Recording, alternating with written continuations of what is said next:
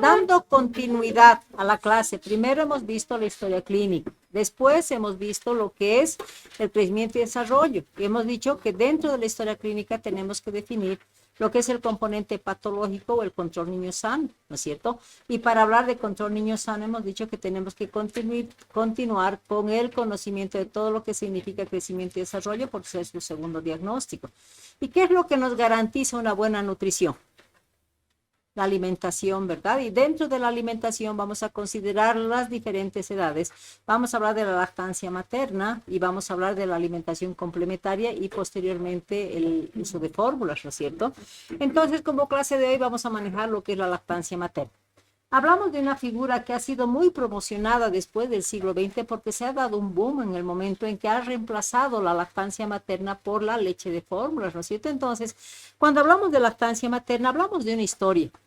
Decimos que en general hay animales que son mamíferos y dentro de esa relación estamos los seres humanos que también somos mamíferos, ¿no es cierto? Pero se dice que cada especie va a producir una alimentación específica para sus crías, en este caso del ser humano, para sus hijos. Entonces, por eso decimos, y aquí les pongo una imagen del simio, ¿no es cierto?, que va a dar leche propia para su hijo.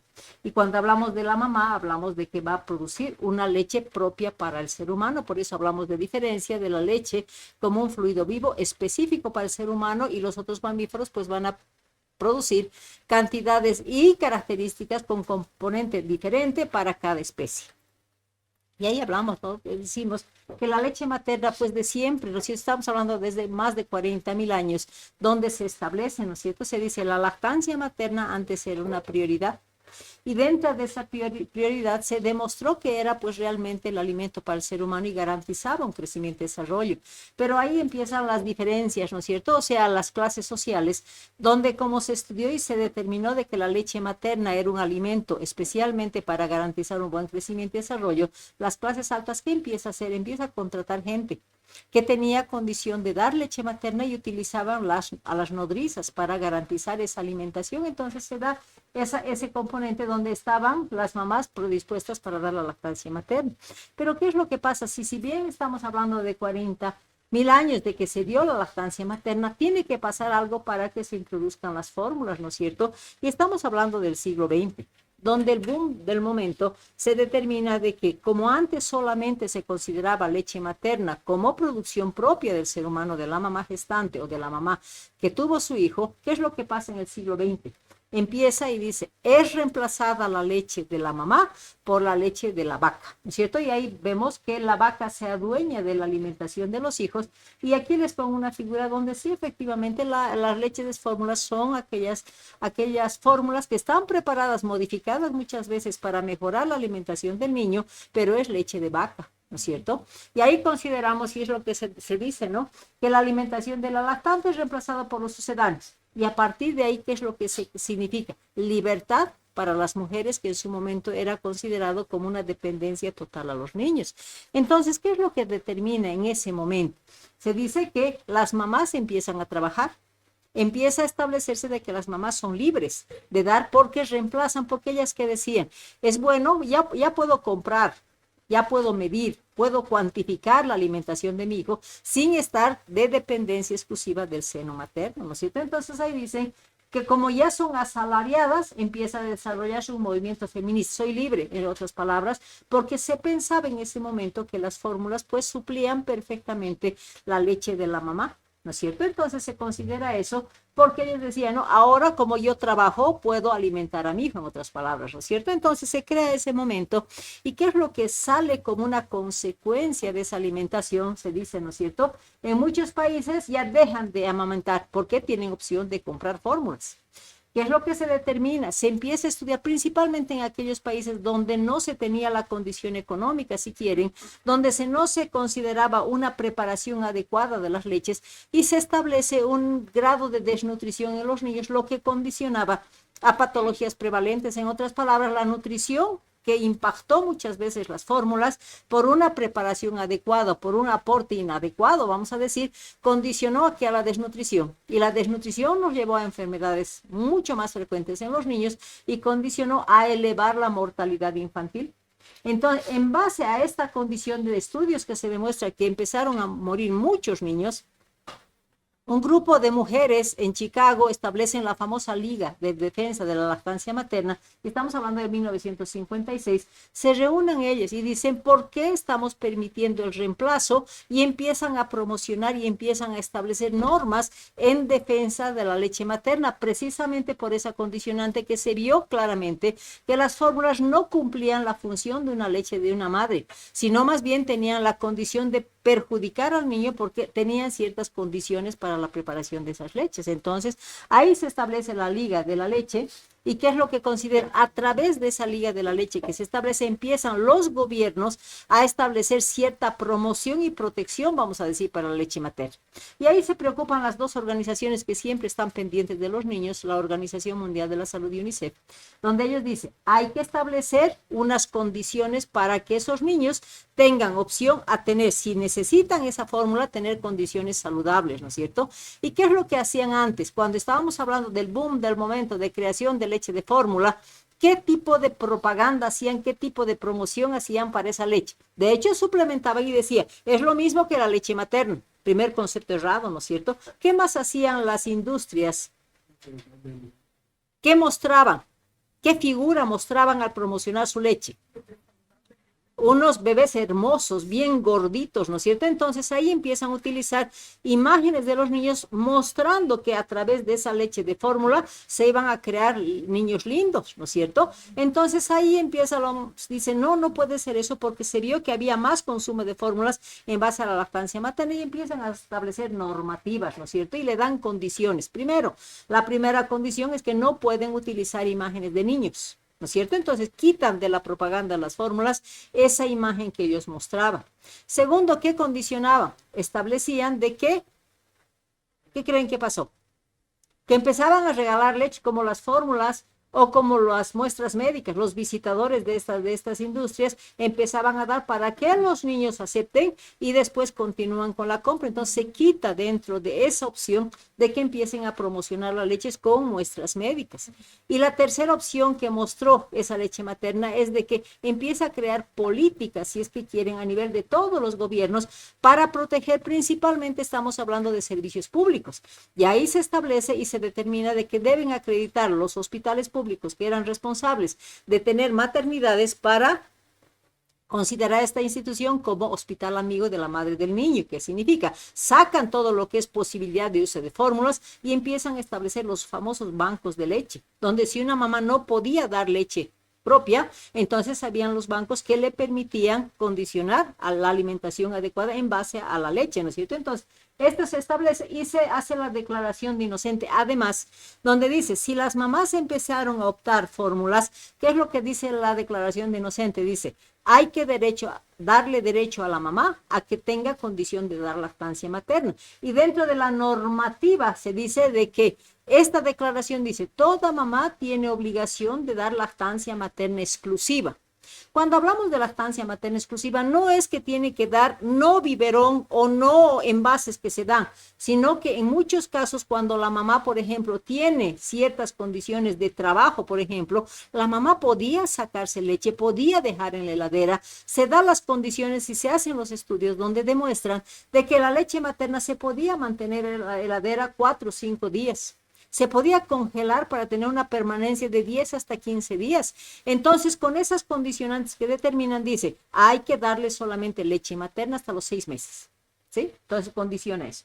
Al mismo tiempo decimos, si las mamás trabajan, ¿por qué no les damos la oportunidad que den también lactancia materna y que lleven a esos bebés al lugar de trabajo? Incluso lo que establecen que hayan ciertas guarderías en los lugares cuando son empresas grandes, crean las guarderías para que la mamá en el momento en que necesite vaya y dé seno materno. Y también se declara dentro del tiempo de trabajo que se condiciona, les dan 1 hora de trabajo puede ser sumado o puede ser, digamos, si trabajan 6 horas, darle 5 horas para que tenga la condición de lactancia. O si ese niño está lactando, digamos, media hora en un momento y media hora otro momento, entonces se suma y le da condición de lactancia. Entonces, esta declaración protege, si es que quieren, hasta los 6 meses. Pero después que dice, hay que darle la lactancia materna hasta los 2 años. ¿Por qué? Cuando llevamos crecimiento y desarrollo, ¿qué es lo que dijimos? ¿Cuál es el órgano que crece más? Cerebro. ¿Y qué tiene la leche materna para que nosotros condicionemos a eso? Precisamente tiene muchos elementos que van dirigidos principalmente al crecimiento de esa masa encefálica y al mismo tiempo hay elementos que me garantizan el funcionamiento y la neurotransmisión. Entonces se dice, no importa que a partir del año le den menos cantidad de volumen de leche porque ya son dependientes a partir de los 6 meses de alimentación complementaria. Alimentación complementaria desde los 6 meses hasta el año, ¿no es cierto? Enseñarle a comer, pero sin dejar de dar leche materna. Desde el año hasta los 2 años ya le vamos a dar la alimentación de la olla familiar, pero ¿por qué no darle lactancia en la mañana? ¿Por qué no darle lactancia al mediodía si es que se puede y la mamá tiene condiciones? Y mínimo darle pues lactancia durante las noches, porque ese poquito que le va a servir de los elementos que van a fortalecer el cerebro van a ser precisamente la continuidad de la lactancia hasta los 2 años. Y junto con estos 2 años, ¿qué además se crea? Se crea un proyecto del niño de los 1000 días. Donde dentro de los 1000 días determina de que tienen que continuar con lactancia materna hasta los 2 años, pero además dice, como hay que aprovechar que ese cerebrito desarrolle, entonces tenemos que hacerle una estimulación precoz para mejorar la condición, vamos a decir, de desarrollo del sistema nervioso central junto con la estimulación precoz para que ese niño tenga opción a mejorar su capacidad intelectual. Entonces, en base a eso, se declara la declaración de inocente. Al mismo tiempo, entonces, si le dan tanta prioridad, ¿qué características o qué tenemos que saber de la leche materna? Hablamos de la leche materna como un alimento natural para la especie humana, ¿no es cierto? Ustedes me dirán, pero también las fórmulas van a nutrir. Efectivamente, hay condiciones de contraindicaciones absolutas o relativas que tiene la mamá para dar leche de fórmulas, pero esa fórmula tiene ciertas condicionantes en la preparación y la selección de tipo de fórmulas con la finalidad de garantizar esa nutrición.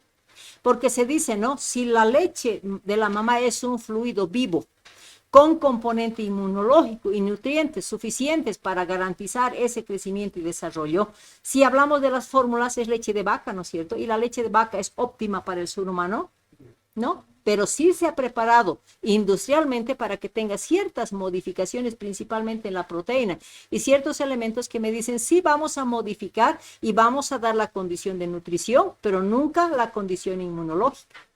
Aunque ahora las fórmulas le han añadido el DHA, le han añadido vitaminas, le han añadido probióticos, o sea, intentando mejorar la nutrición. O sea, no es que sean malas las fórmulas. Hay indicaciones y hay contraindicaciones. Entonces, las fórmulas sí están trabajando mucho, las industrias están trabajando mucho en que le van a tener añadir a esa leche de vaca procesada para que por lo menos tenga que cumplir ciertas condiciones que cumple la leche materna. Entonces estamos hablando de que la leche materna, a veces hay un concepto, ¿no? Dice, la mamá tiene senos pequeños, por eso no va a producir mucha leche. Hay que añadir leche de fórmula. Ustedes saben que anatómicamente una mamá está preparada para dar la lactancia materna exclusiva, mismo que tenga senos pequeños, porque la masa de los senos es en base a tejido graso.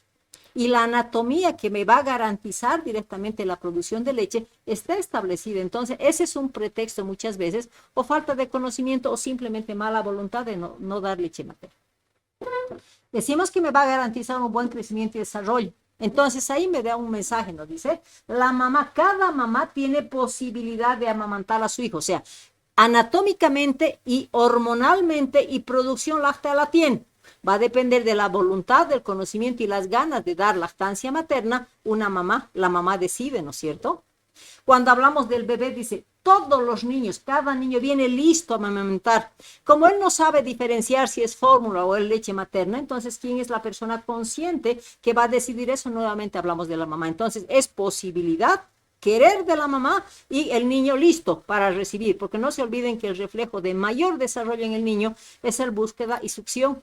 El niño no sabe si es leche materna o leche de fórmula, simplemente la mamá dispone el tipo de alimentación que se le va a dar. ¿no es cierto? ¿Por qué? Porque como el niño está preparado, si quieren, para empezar su nutrición inmediatamente post nacimiento, se dice, ¿no? Por eso la condición fisiológica del niño es que tenga un reflejo muy desarrollado. Estamos hablando del reflejo de búsqueda. Basta que alguito le llegue alrededor del labio del niño, inmediatamente el niño quiere buscar. Eso le va a permitir un buen agarre y de hecho una vez que ha agarrado el pezoncito va a empezar la succión para alimentarse adecuadamente a través de la deglución, ¿no es cierto? Entonces son condiciones que ya tiene el niño post nacimiento, entonces vamos a decir que depende mucho de la mamá dar o no dar la lactancia materna, obviamente respetando las contraindicaciones. Y cuando hablamos de los antecedentes, ya hemos dicho, ¿no? La UNICEF y OMS dice, hay que promocionar la leche materna. ¿Cómo promociona? Haciendo conocer que la mamá tiene que saber que es lo más importante, que se considera un alimento humano y que tiene ciertos beneficios. ¿Qué mamá no va a querer? Si estamos hablando de mamás que van a tener una cultura de aceptación de los hijos, entonces, ¿qué mamá si le van a decir va a tener condiciones de mejorar su desarrollo? Aunque sea un poquito hay que darle. ¿Ustedes creen que la mamá le va a decir no? ¿Verdad que no? Entonces, si nosotros les enseñamos, entonces va a tener conciencia de que ese niño tiene que tener condiciones de crecimiento, entonces vamos a promocionar. La protección y el apoyo a la lactancia materna, ¿a través de qué se hace? A través de los hospitales. En todos los países, les digo, hay esta condición de protección. Y en Bolivia, por ejemplo, es lo que se establece el Hospital Amigo. A través de ese inicio de la Liga de la Protección a la Leche Materna, entonces se establecen los hospitales amigos, donde en todos los hospitales públicos tienen que tener ciertas condiciones para acreditar y posteriormente establecer que de que en ese hospital público se anula el biberón, se anula las leches de fórmulas y se condiciona a dar solamente leche materna, y en los hospitales grandes se establecen los bancos de leche, entonces está protegida. Y también dice, no, hay que darle hasta los 6 meses alimentación exclusiva, lactancia materna. Y posteriormente tenemos que dar alimentación complementaria, pero condicionar que permanencia de dotación, aunque sea en muy poca cantidad, pero estamos hablando de los 2 años de edad, ¿sí? Al mismo tiempo, Bolivia, lo que les decía, establece una ley, la 3460, y en esta ley dice, hay que fortalecer, ¿a través de qué? A través del Hospital Amigo, que establece la normativa legal por el Ministerio de Salud, y a través del cumplimiento de 10 pasos en cada hospital para el cumplimiento de este requisito. Cuando ya estamos hablando y definimos como la lactancia materna, como la leche o el alimento del ser humano, ¿qué es lo que me dice? La mamá no puede tener una incógnita, tiene que tener un conocimiento, ¿no es cierto? Y al mismo tiempo, si hablamos del apego de la lactancia con la mamá, que establece lazos afectivos, ¿no es cierto? Entonces, una vez que se establece la lactancia materna, ¿qué es lo que la mamá tiene que saber? Primero, tenemos que decirle que la leche de la mamá es óptima, es leche para el ser humano y no la leche de vaca. Ahora, si tenemos contraindicaciones, se le explica a la mamá que vamos a elegir una leche óptima para reemplazar esa posibilidad, ¿no es cierto? Cuando hablamos de, es un fluido vivo, ¿no es cierto?, con células inmunocompetentes. ¿Qué significa eso? La mamá, principalmente si estamos hablando de la etapa inicial, que es el calostro, ¿alguna vez han visto ustedes el color del calostro? ¿Nunca han visto? Es un color amarillo, es un color es una densidad mucho mayor y es en poca cantidad. Entonces, ¿qué es lo que condiciona que el calostro debe ser la etapa más importante del niño? Por eso, dentro de la condición de recepción del calostro, en los hospitales públicos lo que hacemos es la lactancia materna precoz inmediatamente post nacimiento, ¿no es cierto? ¿Para qué? Para que ese niño reciba la inmunidad propia de la mamá. ¿A qué nos referimos? Son linfocitos inmunocompetentes.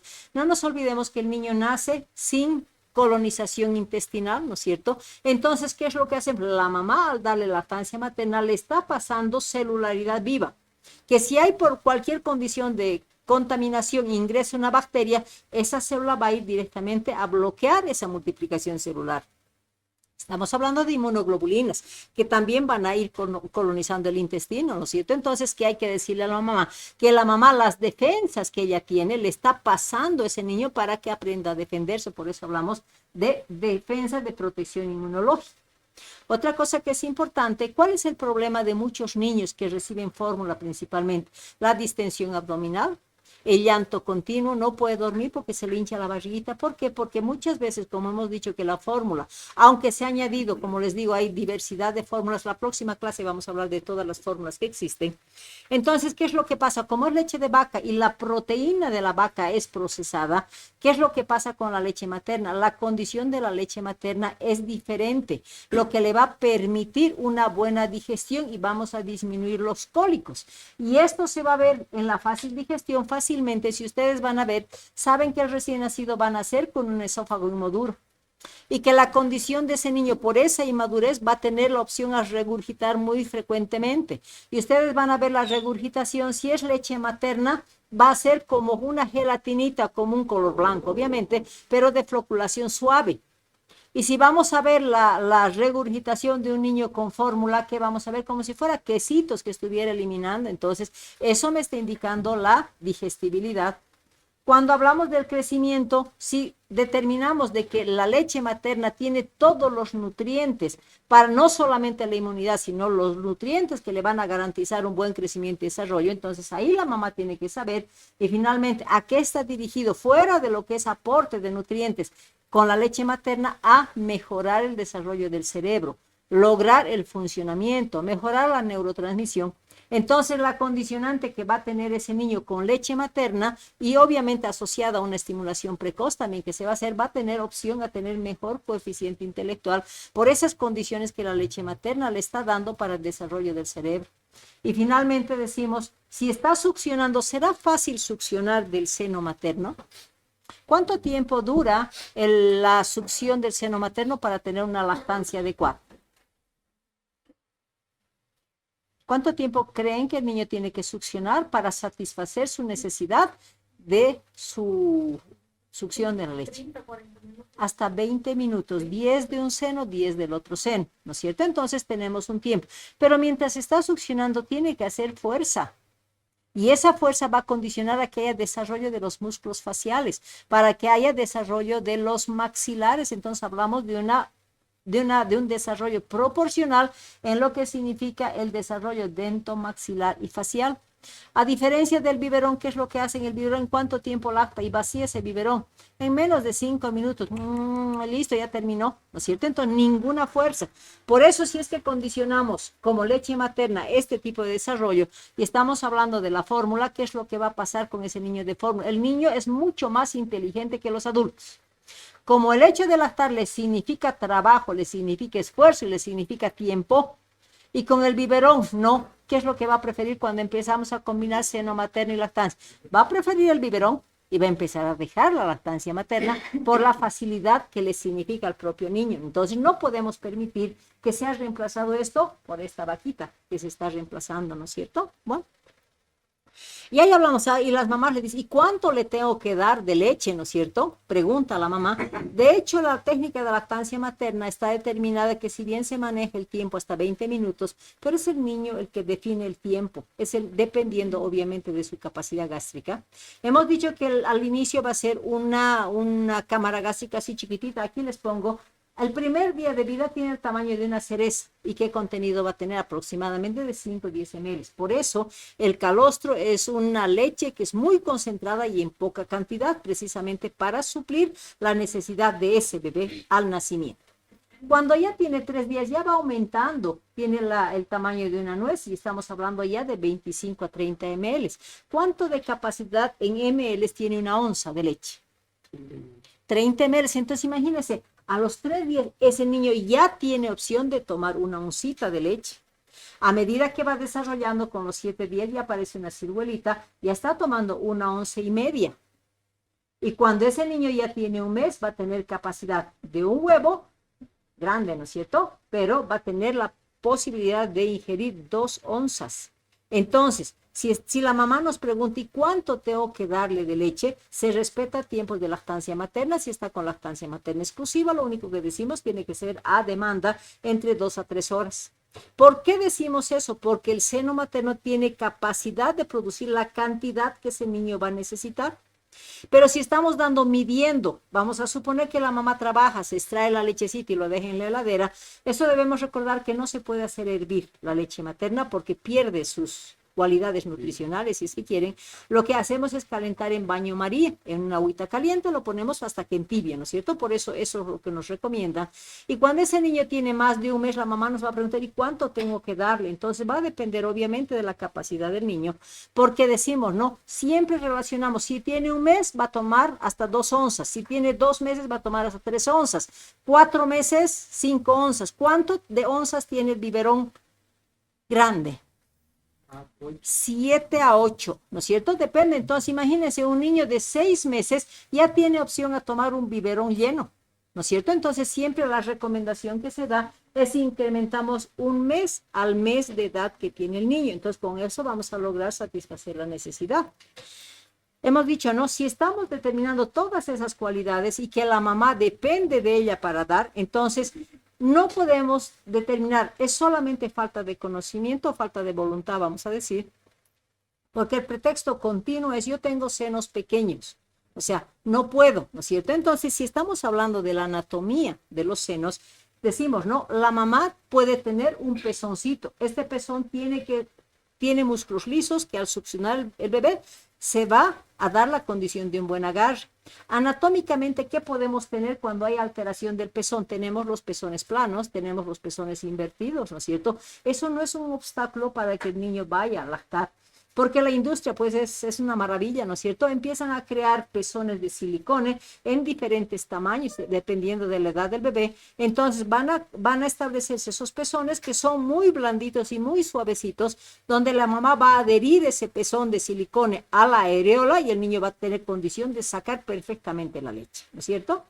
Cuando estamos considerando la anatomía, decimos, ¿no? Está establecido un órgano productor de leche. Y está compuesto, ¿por qué? Porque tiene que haber un drenaje porque la leche va a salir por el pezón, ¿no es cierto? Entonces, este pezoncito va a unir a todos los conductos que van a llamarse los conductos galactóforos. Estos conductos galactóforos están conectados, vamos a decir, parece un racimo de uvas, ¿no es cierto? Que se va a llamar los lóbulos o acinos glandulares. Y cada uno de estas celditas que estamos viendo, que se los va a llamar los lobulillos o los acinos, están formados por unas cavidades. Y estas cavidades son como racimos de uva más o menos, y cada uno de estos acinos tienen la característica que por dentro están cubiertos con células productoras de leche. Entonces, si el niño está succionando, va a apretar el pezón. Al apretar el pezón es como si estuviera comprimiendo las mangueritas para que haya drenaje de leche hasta lograr el vaciamiento. Entonces, ¿dónde queda el concepto de que yo tengo senos pequeños y tengo la estructura para producir de leche? No me interesa el material graso. Me interesa esta anatomía que garantiza la producción de leche, ¿no es cierto? Entonces, lo que tendríamos que ver es si ese pezón tiene condición, si no tiene condición, ahí está el pezón de silicone y enseñarle a la mamá el buen agarre para que haya un buen vaciamiento, ¿no es cierto? Pero también nos dice, hay ciertos factores hormonales que van a intervenir y estamos hablando de la prolactina principalmente. El niño va a succionar, pero ¿qué condición básica tiene la producción de prolactina? Que tiene que vaciarse, esos acinos glandulares tienen que vaciarse totalmente. Entonces, una vez liberados de la leche esos acinos, recién va a ser el estímulo para que empiece a producir leche, obviamente con la función de la prolactina. Y cuando estamos hablando de la oxitocina, es el agarre del niño y la buena succión que le va a permitir erectar ese pezón, tener un buen agarre, y finalmente cuando hablamos de la oxitocina no solamente nos vamos a preocupar por el bebé, sino también por la mamá, porque la función de la oxitocina es lograr la contracción de las células y la eyección de la leche. Esa es la función, porque se erecta el pezón y empieza a salir la lechecita, ¿no es cierto? En cambio, para la mamá, ¿qué es lo que me dice? Produzco oxitocina porque ese útero, principalmente si estamos hablando inmediatamente después del nacimiento, ese útero necesita contraerse. Que si bien dentro de la práctica, no sé si han llevado, es que se le pone oxitocina, como se llama, ¿no? El procedimiento del MATEP, para que inmediatamente ha expulsado la cabecita y está expulsando los hombros, se le ponga oxitocina para que la mamá contraiga ese uterito. Pero fisiológicamente también, como al bebé se lo va a poner en el pecho de la mamá para la lactancia materna, también se está corroborando para que la producción de oxitocina ayude en la contractibilidad uterina. ¿Ah? Cuando decimos, ¿y cómo se produce la leche, no es cierto? Entonces vamos a determinar en 2 periodos. Estamos hablando de la lactogénesis 1 y la lactogénesis 2.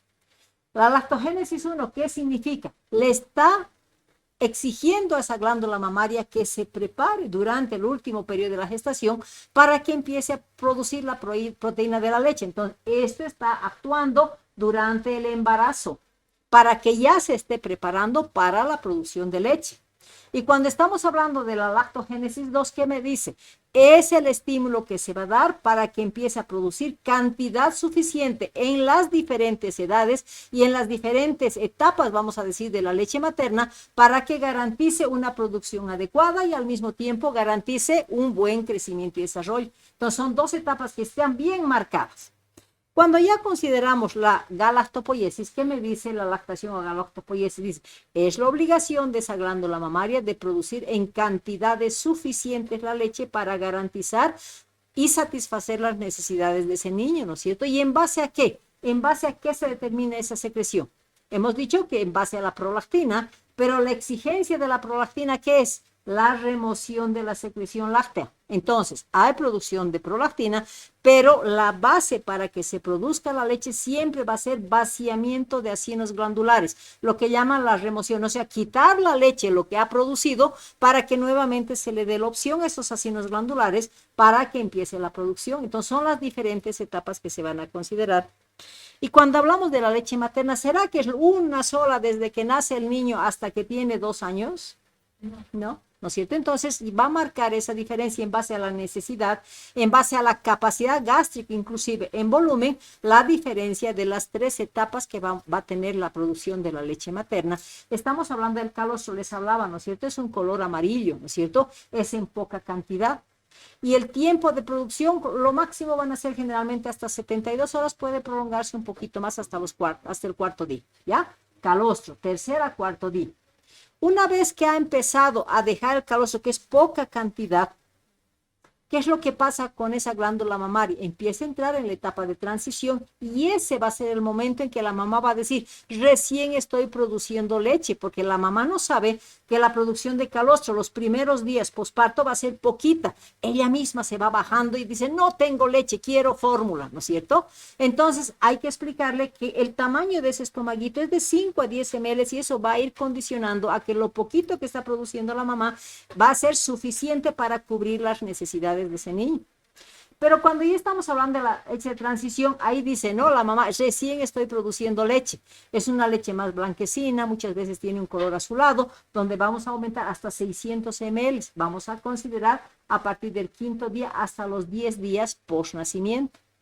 Una vez que ya ha entrado a la etapa de leche madura, ya va a ser una cantidad suficiente. Pues la mamá puede producir de 900 a 1000 ml muchas veces, cantidad súper suficiente para garantizar esa nutrición del niño.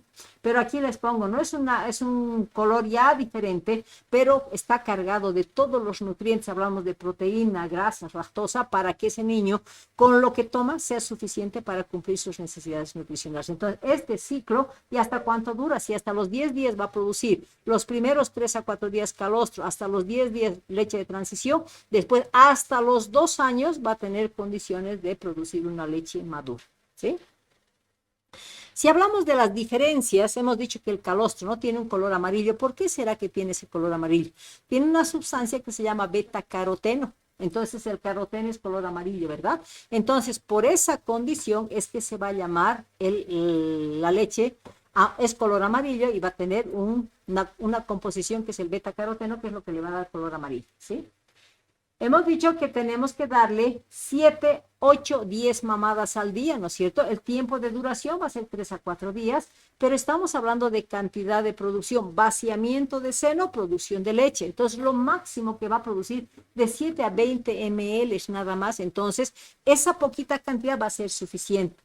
Y al mismo tiempo que decimos, ¿por qué será que el niño cuando nace, inmediatamente se lo ponemos al pecho de la mamá post nacimiento y el niño siente un olor e inmediatamente agarra ese seno? ¿Por qué creen que es eso?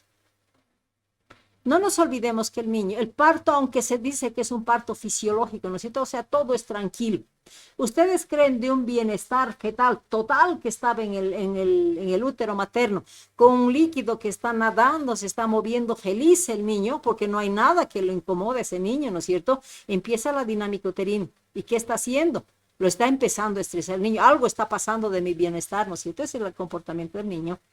Tiempo de dinámica uterina, el niño va a empezar a estar estresado. Va a llegar a 8, 9 de dilatación. ¿Qué van a hacer? Una ruptura artificial de membranas. El niño dice, ¿qué está pasando? Me están quitando totalmente mi bienestar porque está perdiendo todo el líquido amniótico, ¿no es cierto? Y para el colmo, después, cuando ya está en una dilatación completa, ese niño tiene que pasar por un trayecto que es el canal del parto, ¿no es cierto? Y tiene que modificar posiciones, tiene que pasar por todo eso. ¿Qué significa eso? Transición, estrés para el niño. Ese niño nace tan estresado que, bueno, se lo estimula para que empiece su llanto, ¿no es cierto? Vamos a lograr que ese niño llore, pero ese niño está con un estrés adrenérgico increíble.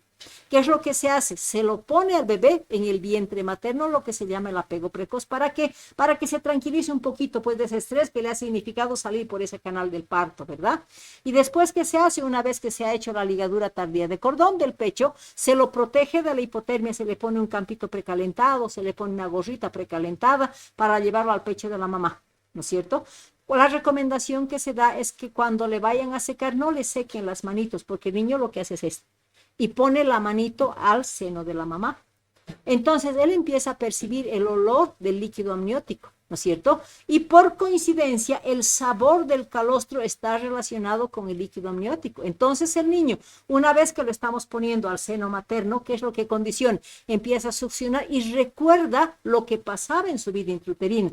¿Qué hacía con el líquido amniótico el niño en la vida fetal? De gluten, ¿no es cierto? Entonces lo pasamos a ese bienestar de la vida fetal porque el niño empieza a deglutir el calostro que tiene una similitud, si quieren, en el sabor en el niño y posteriormente, ¿qué es lo que se determina? Se establece que es el periodo fetal, seguridad en la vida intrauterina. O sea, le estamos dando esa seguridad en la lactancia por ese sabor que tiene. O sea, vuelve en realidad a deglutir algo que lo hacía durante la vida fetal. Luego, el calostro, ¿qué nos significa? Inmunidad viva, inmunidad celular, inmunoglobulinas, leucocitos, inmunocompetentes se los llama, ¿no es cierto? Entonces, es a través del calostro que va a pasar a través de la leche, los leucocitos van a llegar al sistema digestivo y empiezan a trabajar. Porque ese intestino está sin bacterias de defensa, ¿no es cierto? Entonces, vamos a activar ese mecanismo de defensa a través de los leucocitos inmunocompetentes y obviamente vamos a tener la condición de las inmunoglobulinas y la principal inmunoglobulina que va a tener es la inmunoglobulina A secretor, ¿no es cierto? Entonces le estamos dando tranquilidad, le estoy dando defensas principalmente y como tengo que dar también nutrientes, voy a empezar a darle contenido de proteínas, vitaminas hidrosolubles y lo que les decía, ¿no? Los linfocitos B inmunocompetentes, pero ¿qué pasa? Que ese intestino no está preparado todavía para digerir elementos más complicados y esos elementos nutricionales están en base a la grasa y la lactosa. Entonces, ese calostro va a tener poca lactosa y poca grasa para que la absorción de ese alimento sea lo. Finalmente, ¿qué es lo que decimos? Que esto es lo más importante y esto es lo más importante. Nutrición e inmunología. Entonces estamos colonizando no solamente el sistema digestivo, sino también aparato respiratorio, porque no se olviden que el niño nace no colonizado. Es un niño estéril en el útero materno. Entonces, al salir afuera lo vamos a someter a riesgo de todo lo que son factores patógenos. Entonces, ahí la mamá empiezan a trabajar para protegerlo de esos factores patógenos para que ese niño tenga una inmunidad que vaya a significar defensa. ¿Sí? La leche de transición, cuando estamos hablando, ya hemos dicho, no, a partir del 10º día del posparto, cambia de color, es blanquecino azulado, pero si estamos hablando del 10º día, ya ese niño tiene que tomar 1 onza, ¿no es cierto? Entonces ya está produciendo mayor cantidad y en total en un día puede producir de 400 a 600 ml. O sea, esa leche de transición ya es, la mamá dice, ya me está chorreando la leche, dice, no cree que después del calostro recién está empezando a producir leche. Y es la transición que obviamente va a aumentar en base a volumen. Y cuando estamos hablando de volumen, ¿será que todo es contenido nutricional? ¿O por qué está aumentando el volumen? Porque está empezando la mamá a aportar mayor cantidad de agua. Entonces estamos con agua y estamos hablando con nutrientes, ¿no es cierto? Y ahí cambia ciertas características que si bien, ¿qué necesita ese niño? Energía, ya se mueve, ya micciona, ya succiona, eso significa desgaste de energía. Entonces, ¿qué tenemos que darle? Energía, que está en base a la lactosa y las grasas. Se mantiene las vitaminas hidrosolubles por la absorción que necesita, pero ¿qué es lo que compone? disminuye el componente proteico que tiene alto en el calostro y las inmunoglobulinas van disminuyendo también. Entonces, lo potencial del calostro es la inmunología. En la leche de transición, eso ya va bajando porque ya colonizaron ese niño. Y finalmente, cuando las madres van a amamantar, dicen, no, refiere producción de leche, recién estoy empezando, ¿no es cierto? Pero ¿qué es lo que pasa con esos niñitos pretérminos? Un parto pretérmino, depende del grado de prematurez. La mamá fisiológicamente sabe que ese su bebé necesita alimentarse con más tiempo de calostro, porque todo prematuro es un inmunodeprimido. Entonces, si fueron 3 o 4 días que un niño a término va a tener condición de recibir ese tiempo de calostro, cuando son partos prematuros pueden durar, dependiendo de la prematurez, puede durar 10 hasta 15 días de calostro, porque eso, como el prematurito necesita tan poca cantidad, no necesita volumen, entonces la mamá apoya con el calostro por tiempos mucho más prolongados. Leche madura es la que me va a durar ¿desde qué tiempo? Desde los 10 días, 11 días vamos a decir, hasta que el niño tenga 2 años. Por eso la llamamos la leche madura, ¿no es cierto? Entonces hablamos de capacidades mayores, de 900 ml hasta 1000, pero va a depender de qué, que la mamá tenga un total de producción del vaciamiento de seno y de la frecuencia de lactancia que ese niño va a tener. Cuando consideramos características, estamos hablando de volúmenes mayores y la leche es un poco más clara, vamos a decir. La mamá, ¿qué es lo que dice? Mi leche está aguada, porque comparan las diferentes etapas. Sin embargo, ¿por qué es más aguada? Porque la composición básica de esa leche madura, el 80% es agua y el 20% son nutrientes. Entonces es lógico que esa leche sea un poco más líquida, más aguada, como la mamá dice, ¿no es cierto? Entonces tenemos que aconsejarle a la mamá. Por eso se llama lactancia materna exclusiva. Y aquí hay muchas personas brasileras que hacen cuando el niño tiene 2 meses, 3 meses en medios cálidos, porque el Brasil es cálido, el clima es cálido. ¿Agua les dan o no les dan? ¿Y qué dice dentro del concepto de lactancia materna exclusiva? ¿Por qué no necesita mayor frecuencia de lactancia? Pero no necesita añadir agua, por esta condición que el 80% es agua. Entonces, por eso no se cumple muchas veces ese concepto de lactancia materna y después vamos a ver por qué no es bueno, porque hay ciertos beneficios de que se cumpla esa lactancia materna para garantizar no solamente la nutrición, sino también apoyo a la mamá, ¿sí? Decimos que necesita mucha más energía, entonces el hidrato de carbono principal va a ser la lactosa, mucha energía porque ese niño va creciendo, va desgastando más energía, ¿verdad? Entonces ahí interviene, ¿no? Entonces, ¿y qué beneficios me va a dar la leche madura? Y empieza a determinar, uno, como ya no produce inmunoglobulina específica para ese intestino, porque es una leche madura, pero le sigue dando inmunidad. ¿Y qué tipo de inmunidad le va a dar? Principalmente dirigida al intestino. Le va a dar los lactobacilos bífidos. Entonces, a través de la leche materna va a pasar este contenido. ¿Para qué? Para que evite la adhesión bacteriana y estimule la producción de la IgA secretor. Entonces, continúa su tarea, aunque con otros componentes, ¿es cierto? Cuando estamos hablando de la galactosa, hemos dicho, ¿no? La galactosa es la base de la formación de galactolípidos. Y los galactolípidos están dirigidos ¿a qué? A desarrollo del sistema nervioso central. Entonces ya está empezando a marcar su prioridad de proteger ese cerebrito. Cuando estamos considerando los ácidos grasos esenciales, sabremos, ¿no? Que el linoleico, el palmítico, el araquidónico son esenciales. Y si son esenciales, ¿a quién está dirigido? Cerebro. No se olviden que el cerebro es el órgano más exigente en la nutrición y el más selectivo. Entonces, aprovecha esos componentes de la leche materna para continuar ese potencial que tiene, que es desarrollo del sistema nervioso central. Y aquí se añade un poquito la retina. Con esto, con los galactolípidos y los ácidos grasos esenciales, estamos mejorando el crecimiento, el desarrollo de la masa encefálica, pero yo necesito algo que me mejore la neurotransmisión, mejorar el funcionamiento. Y dentro del componente de la leche materna está la taurina. La taurina es específica para mejorar la neurotransmisión. Entonces, si ustedes se fijan, fuera de lo que es nutrientes, hay ciertos componentes que están dirigidos a priorizar ese desarrollo del cerebro. Por eso se aconseja la lactancia hasta los 2 años. Y finalmente hablamos de las proteínas.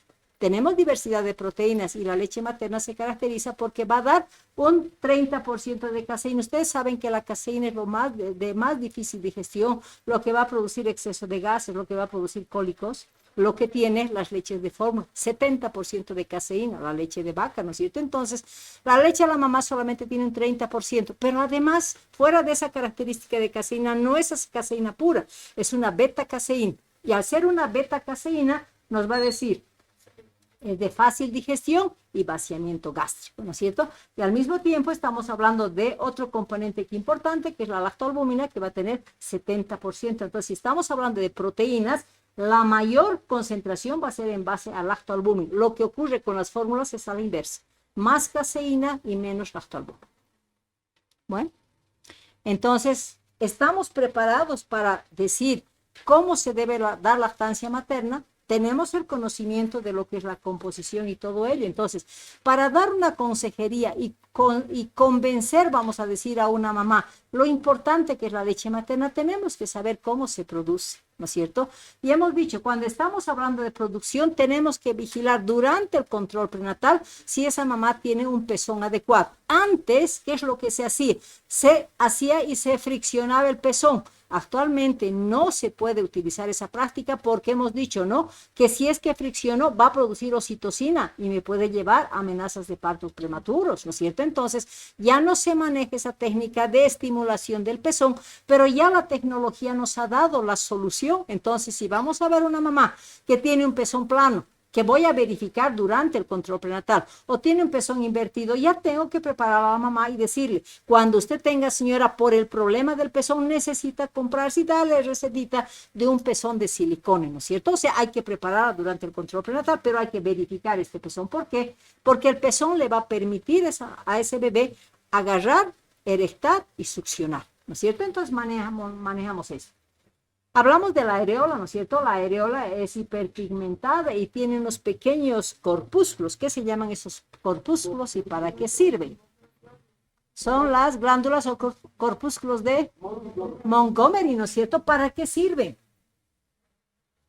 En la lactancia sirve para lubricar, ¿no es cierto? Entonces, lo que hace el niño cuando va succionando, como tiene que agarrar no solamente el pezón, sino también la areola, la presión es tan alta cuando hace succión del niño que a veces hasta les hace grietas a las mamás, ¿no es cierto? Entonces, para evitar eso, es que el niño tiene que tener un buen agarre, porque al comprimir va a estimular esas glándulas y va a lubricar el pezón y la areola. Por eso que es importante.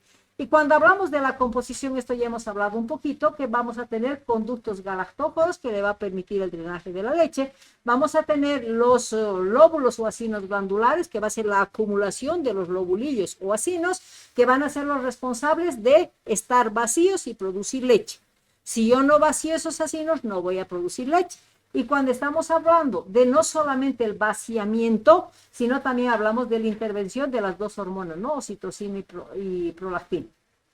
¿Quién debe garantizar esa producción? Es la madre, conociendo la técnica de la lactancia materna. Y estamos hablando de tiempos y estamos hablando de vaciamiento, ¿no es cierto? Y aquí le pongo, va a depender del estímulo de succión y el vaciamiento mamario. ¿Alguno de ustedes alguna vez, hemos dicho que la vaquita es más o menos como la mamá, ¿no es cierto? O sea, produce leche. Entonces, ¿alguna vez han visto ordeñar una vaca? Alguna vez se ha debido ver, ¿no es cierto? Al ordeñar a la vaca, ¿qué hacen? Tratan de sacar el mayor porcentaje de volumen de leche, ¿no es cierto? Y una vez que han terminado de ordeñar y de sacar la leche, ¿qué hacen? No sueltan al becerro. Algunos tienen aparatos para terminar la extracción, ¿no es cierto? Pero los que aquellos no tienen la tecnología, ¿qué es lo que hacen? Terminan de ordeñar, lo sueltan al becerro. ¿Para qué? Para terminar. ¿Para qué? Para que esa vaca tenga opción de producir mayor volumen. Lo mismo pasa con la mamá. El niño tiene que ser responsable de extraer y vaciar todo el seno para producción de leche. Bueno.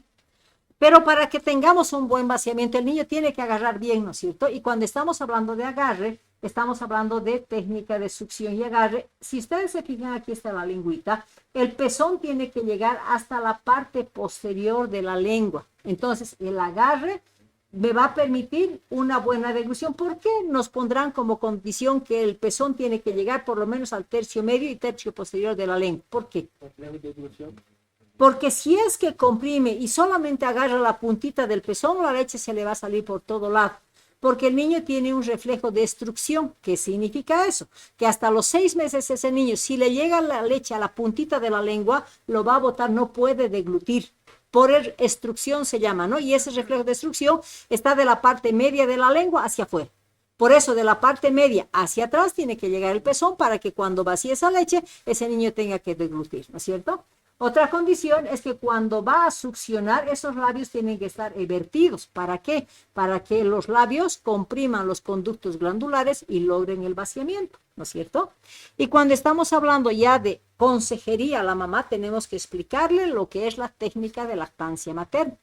Cuando hablamos de técnica de lactancia materna, hemos dicho, ¿no?, que el tiempo de duración va a ser de 15 a 20 minutos esa lactancia. ¿Y esa mamá cómo estará? ¿Estará así chueca? ¿Estará de un lado? ¿Estará apurada? ¿No? ¿Verdad? Entonces, si queremos cumplir una buena técnica de lactancia materna, la mamá tendrá que estar preparada para aguantar esos 20 minutos. Y no estar chueca porque le va a doler la espalda, entonces me duele mucho la espalda, pues no puedo darle, ¿no es cierto? Pretextos para no dar lactancia materna. Entonces es la mamá que una vez que ha conocido los beneficios de la lactancia materna, tiene que comprometerse, ¿no es cierto?, para el bienestar de su bebé y tiene ella que decidir una posición. Si quiere estar echada, pues el niño va a lactar sin mayor problema, porque lo que más tiene es el reflejo de búsqueda y succión. Si este bebé quiere, o si la mamá quiere estar sentada, lo va a poner a su bebé sentado. Entonces, la posición define la mamá para estar cómoda y no estar con molestias. Cuando estamos hablando de la presentación de técnica en SEC, ¿ustedes han visto alguna vez dar el pecho a un bebé? ¿Qué hace la mamá? Si no conoce, agarra el pezoncito con sus 2 deditos y le mete el pezón a la boca. ¿Han visto? Eso no es bueno. ¿Por qué? Porque al comprimir el pezón, ¿qué están haciendo? Están evitando el drenaje de la leche.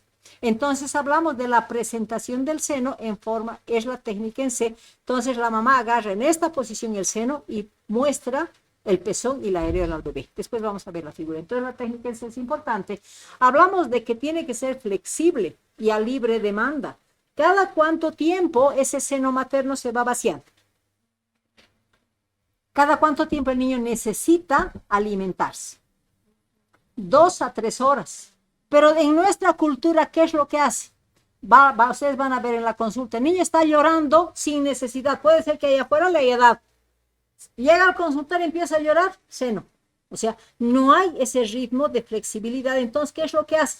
Come poquito, come poquito, come poquito el niño, entonces sin satisfacer la necesidad. Entonces ahí tenemos mala técnica de lactancia. Entonces no es el seno el distractivo ni el tranquilizador. El seno es para alimentar, ¿no es cierto? Entonces, en nuestro medio, ¿qué riesgo tenemos? De que en base a eso ese niño nunca va a llegar a cubrir sus necesidades y la va a esclavizar a la mamá porque cada ratito va a querer el seno. Entonces, también interviene la educación para darle cada 2 o cada 3 horas a ese bebé, ¿sí?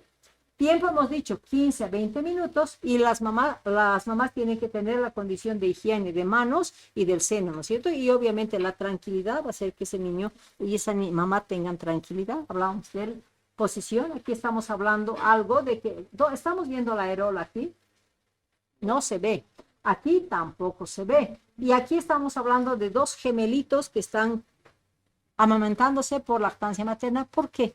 Porque se dice que cuando son 2 niños se adueñan de un seno. Y como la condición para, obviamente va a ser la dotación de leche o la lactancia cada 2 horas seguramente, pero ¿qué hace la mamá? Con esto está garantizando el vaciamiento de seno y en 2 horas ese seno ya está lleno para darle la leche materna. Entonces va a depender de ese vaciamiento para producir más y más cantidad de leche. Entonces ese pretexto de que son 2 gemelos y no voy a poder, ahí se ha demostrado que también puede dar la condición de lactancia materna. Hablábamos de un buen agarre, ¿no es cierto? Entonces decimos, a veces el niño abre la boca. Esta es la técnica en C que les muestro. O sea, no pueden agarrar el pezoncito, tienen que agarrar el seno materno y si es posible el niño está jugando y pueden aprovechar que la boquita está abierta, ¿no es cierto? O simplemente hacerle acercar el pezoncito cerca de la boquita y ese niño automáticamente va a abrir la boquita y va a agarrar. Aquí también vemos la técnica en C, ¿no es cierto? Pero si no sé eso y le doy solamente la puntita, así le hago agarrar el pezoncito, vamos a tener un mal agarre porque el niño solamente va a agarrar el pezón. ¿Y qué va a producir a consecuencia de eso? Las grietas del pezón, ¿no es cierto? Por la presión va a significar daño. Entonces, siempre debemos recordar que cuando vamos a utilizar una buena técnica de lactancia materna, estamos hablando de la técnica en C. Cuando vamos a visualizar, no se va a ver la areola principalmente y eso me va a condicionar un buen agarre. Y aquí les pongo otras imágenes porque eso tienen que verlo, ¿no es cierto? Para saber qué es la técnica. Un buen agarre. No hay areola, ¿no es cierto? Cubre. Los labios están evertidos hacia arriba y hacia abajo. Y aquí se ve mucho mejor, ¿no es cierto? Donde se ve que la areola se la ve muy poco, el labio superior vertido hacia arriba y el inferior hacia abajo. Este es importante porque eso va a presionar y el vaciamiento del seno. Y al mismo tiempo, ¿qué es lo que decimos? Que la naricita tiene que estar pegado al pecho de la mamá, lo mismo que el mentón. Entonces, cuando estamos hablando de agarre, me dan 4 condiciones para determinar que sea un buen agarre. Primero es que tenemos que visualizar la areola. Perdón, aquí está mal digitado, ¿ya? Es poca visualización de la areola. La boca tiene que estar entreabierta para que tenga un buen agarre, los labios tienen que estar revertidos y el mentón de la boca tiene que estar pegado al pecho, ¿no es cierto? Entonces hablamos de las 4 condiciones de un buen agarre. Bueno, si la lactancia materna es tan buena y la mamá que tiene que saber que a ella también le va a dar muchos beneficios, ¿no es cierto? Y dentro de los beneficios decimos, ¿no? Como se da por práctica, de todos los hospitales darle lactancia materna precoz, hemos dicho, no, la lactancia materna precoz va a hacer que, como ese útero todavía no está bien contraído, termine su contracción a través de la oxitocina que se va a producir por la lactancia precoz. Estamos hablando del retorno de la fertilidad, ¿no es cierto? Cuando una mamá está dando lactancia materna exclusiva, si no da exclusiva, va a tener ciclo menstrual a los 2-3 meses. Y a veces ni va a haber el ciclo menstrual, ya va a aparecer embarazada, ¿no es cierto? Entonces lo que se determina es que una lactancia materna exitosa tiene que cumplir tiempos mínimo de 8 a 10 veces al día, tiene que lactar de 15 a 20 minutos para evitar que haya producción de los óvulos maduros, para que haya fertilidad, ¿no es cierto? Entonces, ¿y qué se llama este método de fertilidad? Es un método natural, ¿no? Se llama el método que se controla la fertilidad a través de la lactancia materna. Es el método MELA, ¿no es cierto? Entonces es un método de planificación familiar que la mamá puede optar solamente cumpliendo lo que es una lactancia materna exitosa. Cuando hablamos, hay un dicho, ¿no? Lo que no se usa se daña, dice, ¿no es cierto? Entonces, si estamos logrando que ese seno materno cumpla las funciones correspondientes, entonces estamos previniendo que en algún momento haya degeneración celular. Y de acuerdo a los estudios se ha visto, ¿no? Las señoritas o las señoras que nunca han tenido hijo y nunca han dado de amamantar, tienen alto riesgo de un cáncer mamario. Cuando estamos hablando de ¿qué es lo que les preocupa? Principalmente vamos a hablar de las primigestas, de las mamás jovencitas. ¿Cuántos kilos gana una mamá durante la gestación? 12 a veces, 15 a veces hasta 20, ¿no? Redonditas. Después que nace, ¿qué es lo que pasa? Se les preocupa, ay, yo era flaquita, ahora estoy gorda. Si dan lactancia materna, se garantiza la restitución de la figura anterior.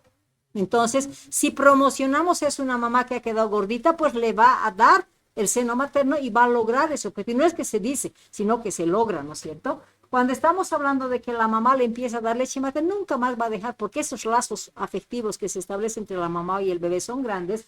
Y si estamos hablando de economía familiar, ¿cuánto cuesta una leche de fórmula? Ay, conocen, 120 bolivianos. ¿Cuánto tiempo le dura? Cuando son pequeños y cuando tienen 5 o 6 meses, 3, 4 días, ¿no es cierto? Entonces, ¿y acaso solamente son los 120 bolivianos, son los biberones, son los termos, es el gas, es todo lo que significa dar? Entonces el costo económico de algo que tiene listito la mamá, renovable, no contaminado y listo para garantizar una buena nutrición, pues es un estímulo para la mamá para no tampoco derrochar, ¿no es cierto? Y cuando estamos hablando del beneficio del niño, este niño tiene un alimento que es específico para el ser humano. De hecho, mucha adherencia con los lazos con la mamá. ¿Han visto ustedes lactantitos gorditos así cuando reciben solamente leche materna? Sí, porque la mamá le da más veces, muchas veces, ¿no? Y han visto niños gorditos con fórmula, mucho más gorditos, ¿no es cierto? Entonces, se dice que la leche de fórmula, por ser una proteína de vaca, va a establecer la creación de células madres de la obesidad. Lo que se ha demostrado que si es un niño recibe, por muy gordito que sea, Si recibe leche materna y es gordito, nunca va a crear esas células, entonces lo estamos liberando de esa probabilidad. Hemos dicho de fácil digestión, no produce cólicos, evita la enfermedad porque le estamos dando inmunología viva y evita las alergias. No se ha descubierto una alergia a la leche materna, ¿no es cierto? Bueno, entonces, si es tan buena la leche materna, ¿qué es lo que puede pasar? Que la mamá no conozca los beneficios, que la mamá no conozca la técnica porque ella misma se puede dañar, ¿no es cierto? Entonces decimos que hay dolor al amamentar. Mantenerse una posición todo chueca es complicado, ¿no es cierto? Entonces, posición tranquila y cómoda para la mamá, para evitar esos dolores al amamentar. Hemos dicho que ya hay solución para los pezones planos e invertidos, ¿no es cierto? ¿Qué es lo que tenemos que lograr? Que el niño vacíe los senos, porque si le voy a dar un poquito de un seno, otro poquito de seno, ¿qué va a pasar? Se va a acumular la leche, se va a congestionar ese seno, ¿no es cierto? Y si para el colmo no tiene un buen agarre y ha producido fisuras o grietas del pezón, ha dejado la solución de continuidad. Y por eso va a ingresar la bacteria y feliz va a ingresar a esa leche que va a ser medio de cultivo y me va a dar la complicación de una mastitis. Entonces es importante que la mamá sepa esto porque eso es funcional, ¿no es cierto? Porque algo está fallando para que no cumpla la técnica de la lactancia. Al mismo tiempo tenemos niños que tienen lesiones en la boquita, labio leporino, paladar hendido, ¿no es cierto? No quiere decir que no tienen la opción de recibir leche materna. Si esa mamá se extrae y le da en biberones que son especiales para los niños con labio leporino, pues podemos garantizar esa alimentación también con leche materna. Pero hemos dicho, en algún momento la mamá no va a tener condiciones de dar leche, estamos hablando de las contraindicaciones. Los errores del metabolismo, que se los llaman, son las galactosemias, la fenilcetonuria, ¿no es cierto? Que eso lamentablemente no me permite dar leche materna. Estamos hablando de esa mamá que está con un cáncer y está recibiendo quimioterapia. La quimioterapia es teratogénica, entonces, como si le estuviéramos haciendo quimio al bebé. Y cuando consideramos el VIH, sabemos que el virus de la inmunodeficiencia humana se traspasa por la leche materna, ¿no es cierto? Entonces, no todas las mamás que portan el virus del VIH van a tener condiciones de dar la transmisión vertical, pero si yo le doy lactancia materna, le estoy añadiendo una posibilidad de que ese niño se vaya a contagiar. Y cuando estamos hablando de las relativas, el alcoholismo y la drogadicción son relativas porque el niño puede asumir esos componentes. Cáncer de la mamá. Una cosa es tratamiento que está recibiendo, otra cosa es que tenga diagnóstico y no esté con quimioterapia o radioterapia. Entonces, esa mamá depende de su condición de salud para que decida darle o no darle. Cuando hablamos del herpes, el herpes zóster, ¿dónde afecta principalmente? En el pecho de la mamá, la famosa banda de presidente, ¿no es cierto? Entonces, si yo le voy a dar y sabemos que el herpes tiene carga viral, entonces le voy a contagiar, ¿no es cierto? Cuando hablamos de la tuberculosis, ¿será que la tuberculosis se traspasa por la leche materna? ¿Cuál es el medio de contagio de la tuberculosis? Aire. Entonces, si esa mamá ha sido diagnosticada y su abuelita le está dando, hijita, bien bonita, estoy cargas vacilares, ¿no es cierto? Entonces, con un barbijo van a evitar y finalmente el uso de teratogénicos hemos dicho que lo va a llevar a algunas anomalías, ¿sí? ¿Por qué? Si es tan buena la leche materna, ¿por qué se abandona? Por ciertos conceptos errados, vamos a decir. Por ejemplo, falta de conocimiento de los beneficios, ¿no es cierto? Si estamos hablando de conceptos equivocados, ¿cuál es el principal concepto que va a llevar a una mamá joven para que no le dé lactancia materna? Muchas veces hablamos de componentes emocionales, vergüenza, no quieren dar. Pero ¿qué más? ¿Qué temor tienen las jovencitas que van a dar leche materna? No quieren dar mejor fórmula. ¿Por qué? Ya, van a deformarse, ¿no es cierto? Y eso no es verdad, porque una vez que haya logrado cumplir su lactancia materna, esos senos van a volver a la anatomía normal. Por eso decimos es concepto equivocado. Cuando determinamos la condición laboral hemos dicho, no, mamá que trabaja, que se dé la tareita pues de sacarse lechecita, guardar en la heladera para que ese niño cuando se alimenta continúe con la lactancia materna, buscar tiempo. Condición social, en el área rural todos dan lactancia materna y en las ciudades donde se pide principalmente son fórmulas, ¿no es cierto? La influencia es muy importante y la falta de conocimiento de la técnica porque si produce una mastitis dolor, de hecho van a cortar ese ciclo de aporte de lactancia. Bueno, como política de todo en Bolivia, vamos a decir, es que se ha promocionado el alojamiento conjunto. Antes, ¿qué es lo que se manejaba? Mamá en su cama y bebé en su cuna, ¿no es cierto? Ahora, ¿qué se establece? Mamá e hijo en la misma cama. ¿Por qué? Porque si estamos hablando de alojamiento conjunto, la mamá ese ratito va a saber que ese niño está inquieto.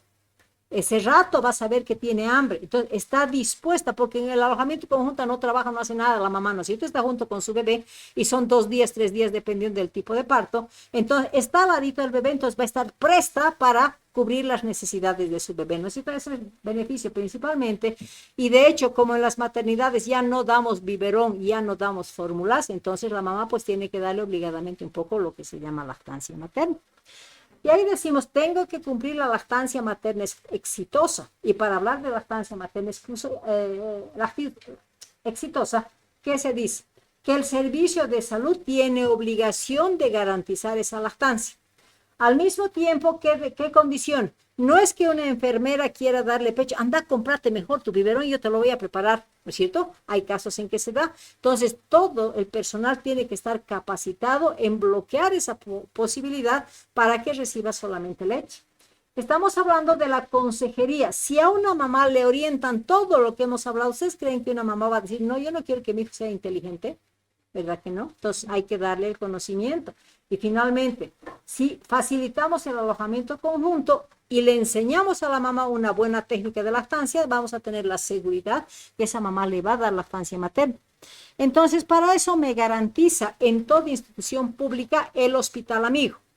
Y el Hospital Amigo está basada en los 10 pasos principales.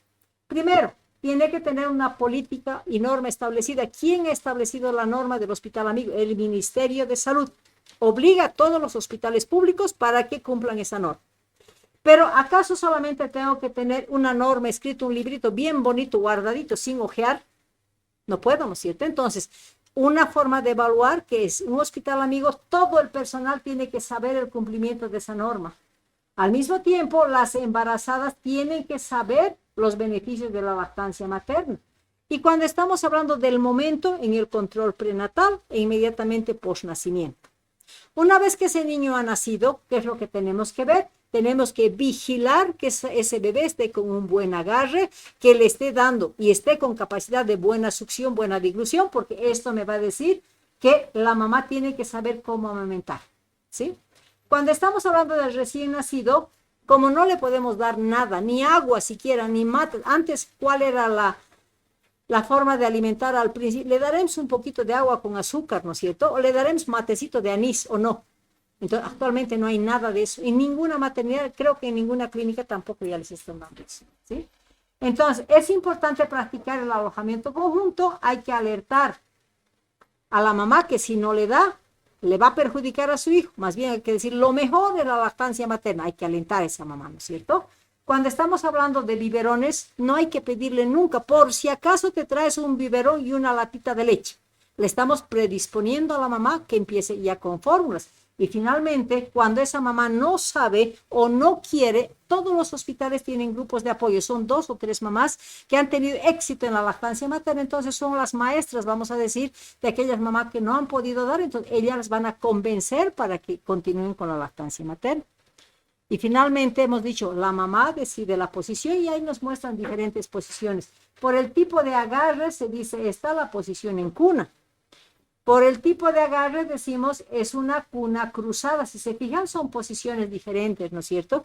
Y finalmente la mamá va a pensar que la cabeza del bebé es una pelota y le ponen el nombre de pelota de fútbol, donde agarran la cabecita y le fijan, ¿no es cierto? Si se fijan, fijan para que ese niño buena lactancia. ¿Quién decide eso? La mamá. Debe conocer todas las posiciones para que ella esté cómoda y tranquila, ¿no es cierto? Incluso hemos hablado de sentadita, ¿no es cierto? Es la posición de caballito que pone, miren cómo está lactando este bebé, ¿no es cierto? Posición simplemente. Y algo que me deje el mensaje de la clase de lactancia materna es esto, miren. Puede que la lactancia no sea la mejor opción para todas las madres. Puede. Cuestión laboral, cuestión convicción, cuestión de conocimiento, cualquier pretexto podemos dar para que la mamá pueda decir que no. Pero algo que tenemos que tener seguridad, que todo bebé, para todo bebé es la mejor opción la lactancia materna. Entonces, con el conocimiento de la lactancia materna, ¿ustedes creen que no van a convencer cuando sean internos a que la mamá le dé lactancia materna? Entonces, es importante primero que ustedes estén convencidos de lo importante que es la lactancia materna conocer toda la técnica de lactancia y para ayudar a las mamás y garantizar, si quieren en el futuro, de que ese niño tenga mejores condiciones, ¿no es cierto? Porque la lactancia materna es la alimentación exclusiva para el ser humano. La leche de vaca es para el becerro, ¿no es cierto? Entonces hay que priorizar un poquito eso. Listo, chicos, hemos terminado la clase. Si hay alguna pregunta para ustedes.